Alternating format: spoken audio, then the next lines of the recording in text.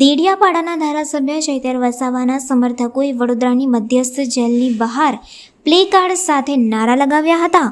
વડોદરાની મધ્યસ્થ જેલની બહાર આદિવાસી સમાજના યુવાનો પહોંચ્યા હતા અને આ તમામ યુવાનોએ સાથે મળીને એક લલકાર ત્યાંથી કરી હતી.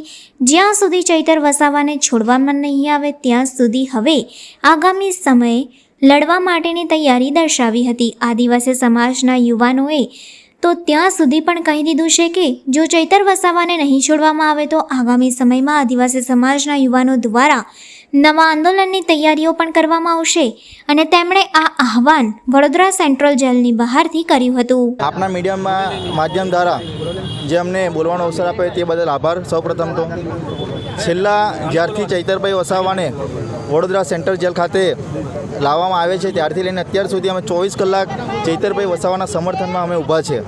સાથે સાથે અમે એટલું પણ કહેવા માંગીએ છીએ કે આ તમે એવું માનતા હોય કે ચૈતરભાઈ વસાવાને ખાલી બહાર અહીં આગળ જેલમાં હોબાળો કરીને અમે જતા રહીશું તો પણ અમે એવામાંથી નથી. આવનાર સમયમાં જો ચૈતરભાઈ વસાવાને જામીન આપવામાં નહીં આવે તો અમે સમગ્ર આદિવાસી સમાજ અને જાગૃત નાગરિક દ્વારા આ જે જેલ છે અમે અમારે ભલે અમારો ખૂન વહી જાય અમને ચિંતા નથી, અમારી જાન જતી અમને ચિંતા નથી, પણ ચૈતરભાઈ વસાવાને કંઈ પણ રીતના અમે બહાર કાઢવા તૈયાર છે.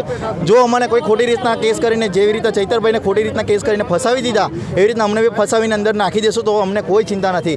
ખાવા તો અમને ઘરે પણ મળવાનું છે અને જેલમાં પણ મળવાનું છે. પરંતુ અમારે જો ચૈતરભાઈ વસાવા સાહેબ પર વાત આવી છે એટલે વાત એ એટલા માટે આવી છે કારણ કે એ સમાજનો અમારો હીરો છે ને ચૈતરભાઈ વસાવાને સરકારને એવું લાગે કે ચૈતરભાઈ વસાવાને દબાવી દઈશું તો આદિવાસી સમાજ બંધ થઈ જશે બોલતો, પણ એક ખોટી વાત છે.